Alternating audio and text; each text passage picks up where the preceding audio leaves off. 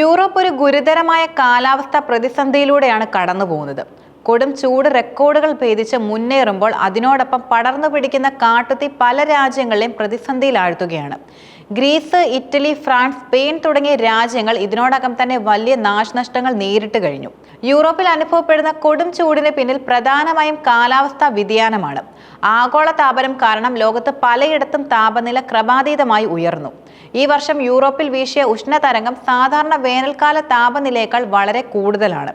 തെക്കൻ യൂറോപ്പിൽ നിന്ന് വടക്കൻ യൂറോപ്പിലേക്കും ഈ ചൂട് വ്യാപിച്ചതോടെ യൂറോപ്പ് മുഴുവൻ ഒരു വലിയൊരു ചൂളയായി മാറി.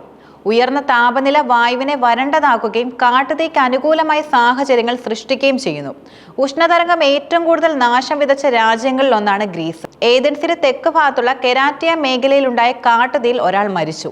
ഇത് ദുരന്തത്തിന്റെ ആഴം എത്രത്തോളം ഉണ്ടെന്ന് വ്യക്തമാക്കുന്നു. തീപിടുത്തത്തിൽ പൂർണ്ണമായി കത്തി നശിച്ച ഒരു കുടിലിൽ നിന്നാണ് അഗ്നിശമന സേനാംഗങ്ങൾ ഒരു വൃദ്ധന്റെ മൃതദേഹ അവശിഷ്ടങ്ങൾ കണ്ടെത്തിയത്. ഇത് ഒറ്റപ്പെട്ട സംഭവമല്ല. ഗ്രീസിലെ വിവിധ ഭാഗങ്ങളിൽ കാട്ടുതീ നിയന്ത്രണാതീതമായി പടർന്നു പിടിക്കുകയാണ്.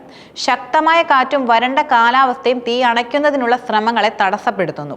തിങ്കളാഴ്ച വരെ ശക്തമായ കാറ്റ് തുടരുമെന്ന് ഏതൻസിലെ ദേശീയ നിരീക്ഷണാലയം മുന്നറിയിപ്പ് നൽകിയിട്ടുമുണ്ട്. ഗ്രീസിലെ വിനോദസഞ്ചാര മേഖലയ്ക്കും ഈ കാട്ടുതീ വലിയ ഭീഷണിയാണ് സൃഷ്ടിക്കുന്നത്. നിരവധി വനപ്രദേശങ്ങളും ജനവാസ മേഖലകളും കത്തിനശിച്ചു. ഇറ്റലിയിലെ നേപ്പിൾസിനടുത്തുള്ള പ്രശസ്തമായ വെസൂവിയസ് പർവ്വതത്തിന്റെ സമീപ പ്രദേശങ്ങളിലും കാട്ടുതീ പടർന്നു. ഈ പ്രദേശത്തെ കാട്ടുതീ ഭാഗികമായി നിയന്ത്രണ വിധേയമാക്കാൻ അഗ്നിശമന സേനയ്ക്ക് കഴിയുകയും ചെയ്തു. എന്നാൽ മുൻകരുതൽ എന്ന നിലയിൽ പർവ്വതത്തിലേക്കുള്ള എല്ലാ ഹൈക്കിംഗ് വഴികളും അധികൃതർ അടച്ചു.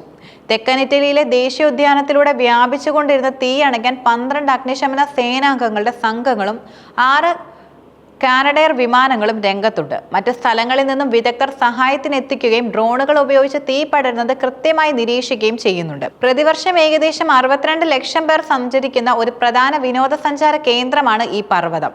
അതേസമയം ഇതിന് സമീപത്തുള്ള പോംപെ പുരാവസ്തു കേന്ദ്രം ഇപ്പോഴും സഞ്ചാരികൾക്കായി തുറന്നു പ്രവർത്തിക്കുന്നുണ്ട്. ഫ്രാൻസിലെ തെക്കൻ ഓട് മേഖലയിൽ പതിറ്റാണ്ടുകൾക്ക് ശേഷം ഉണ്ടായ കാട്ടുതീ കനത്ത നാശമാണ് വിതച്ചത്. വൈനറികൾക്ക് പേരുകേട്ട ഈ മേഖലയിലെ മുന്തിരിത്തോട്ടങ്ങൾ തീപിടുത്തത്തിൽ പൂർണ്ണമായും ചാരമായി മാറി. ഈ തീ അണയ്ക്കാൻ 1400ഓളം അഗ്നിശമന സേനാംഗങ്ങളെയാണ് വിന്യസിച്ചതും. തീപിടുത്തത്തിൽ ഒരാൾ മരിക്കുകയും 25ഓളം പേർക്ക് പരിക്കേൽക്കുകയും ചെയ്തു. വീടുകൾ വിട്ട് പോകേണ്ടി വന്ന ആളുകൾക്ക് വീടുകളിലേക്ക് മടങ്ങാൻ സർക്കാർ അനുവാദം നൽകിയിട്ടുണ്ടെങ്കിലും വനപ്രദേശങ്ങളിലേക്ക് പ്രവേശിക്കുന്നത് കർശന വിലക്ക് ഏർപ്പെടുത്തുകയും ചെയ്തു. ഫ്രാൻസിൽ നിന്ന് ഈ വർഷത്തെ ഏറ്റവും ചൂടേറിയ ദിവസമായിരിക്കുമെന്നാണ് കാലാവസ്ഥാ നിരീക്ഷണ കേന്ദ്രം മുന്നറിയിപ്പ് നൽകിയത്. ഇത് തീയണയ്ക്കാനുള്ള ശ്രമങ്ങൾക്ക് വലിയ വെല്ലുവിളിയും ആകുന്നുണ്ട്. സ്പെയിനിലും കാട്ടുതീ രൂക്ഷമായി തുടരുകയാണ്. ഇറ്റലിയെയും ഗ്രീസിനെയും പോലെ സ്പെയിനിലെയും വരണ്ട കാലാവസ്ഥയും ഉയർന്ന താപനിലയും കാട്ടുതീക്ക് അനുകൂലമായ സാഹചര്യങ്ങൾ ഒരുക്കുന്നു. അതേസമയം ബ്രിട്ടനിലും കൊടും ചൂടിന്റെ ദിനങ്ങൾ വരികയാണ്. സാധാരണയായി ബ്രിട്ടനിലെ കാലാവസ്ഥ തണുപ്പുള്ളതാണെങ്കിലും ഈ വർഷം താപനില ക്രമാതീതമായി ഉയരും. നിലവിലെ താപനില 30 ഡിഗ്രി സെൽഷ്യസ് ആകുമെന്നാണ് പ്രവചനവും. ലണ്ടനിലും തെക്ക് കിഴക്കൻ പ്രദേശങ്ങളിലും ചില സ്ഥലങ്ങളിൽ 31 ഡിഗ്രി സെൽഷ്യസ് വരെ ചൂടെത്താനുള്ള സാധ്യതയുമുണ്ട്. UK പല ഭാഗങ്ങളിലും താപനില ഉയരുമെന്നതിനാൽ കുടുംബങ്ങൾ ബീച്ചുകളിലേക്കും പാർക്കുകളിലേക്കും പോകാൻ തയ്യാറെടുക്കുകയാണ്. London, Yorkshire, Humber, East Midland, ഇംഗ്ലണ്ടിന്റെ കിഴക്ക്, തെക്ക് കിഴക്ക്, തെക്ക് പടിഞ്ഞാറ് എന്നീ പ്രദേശങ്ങളിൽ യെല്ലോ അലർട്ടും പ്രഖ്യാപിച്ചിട്ടുണ്ട്. യൂറോപ്പിൽ അനുഭവപ്പെടുന്ന ഈ പ്രതിസന്ധി കാലാവസ്ഥാ വ്യതിയാനത്തിന്റെ ഒരു ചെറിയ സൂചന മാത്രമാണ്.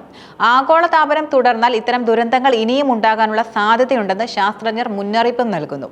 ഇത് കാർഷിക മേഖലയ്ക്കും ജലസ്രോതസ്സുകൾക്കും മനുഷ്യന്റെ ആരോഗ്യത്തിനും വലിയ ഭീഷണിയാണ് സൃഷ്ടിക്കുന്നത്. ഈ സാഹചര്യത്തിൽ കാർബൺ ബഹിർഗമനം കുറയ്ക്കുക, പുനരുപയോഗ ഊർജ്ജ സ്രോതസ്സുകൾ ഉപയോഗിക്കുക തുടങ്ങിയ നടപടികൾക്ക് ലോകരാഷ്ട്രങ്ങൾ പ്രാധാന്യം നൽകേണ്ടതുണ്ട്. യൂറോപ്പിലെ ഈ ദുരന്തം കാലാവസ്ഥാ വ്യതിയാനം ഒരു പ്രാദേശിക പ്രശ്നമല്ലെന്നും അതൊരു ആഗോള പ്രശ്നമാണെന്നും ഓർമ്മിപ്പിക്കുന്നു. ഓരോ രാജ്യവും ഒറ്റക്കെട്ടായി നിന്ന് ഈ പ്രശ്നത്തെ നേരിടാൻ ശ്രമിക്കേണ്ടതും അത്യാവശ്യമാണ്.